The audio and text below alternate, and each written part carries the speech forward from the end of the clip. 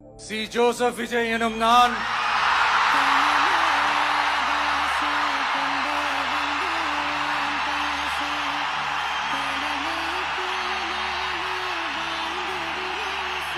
சட்டப்படி அமைக்கப்பெற்ற இந்திய அரசியல் அமைப்பின்பால்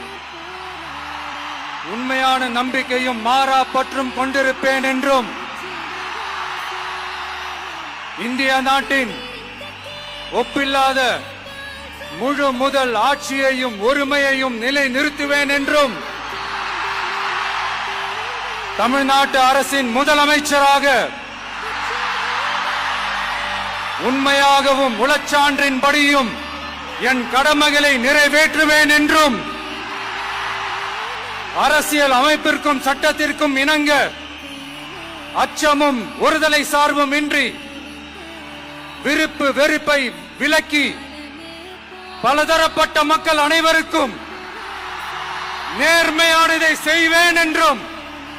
ஆண்டவன் மீது ஆணையிட்டு உறுதிமொழிகிறேன்.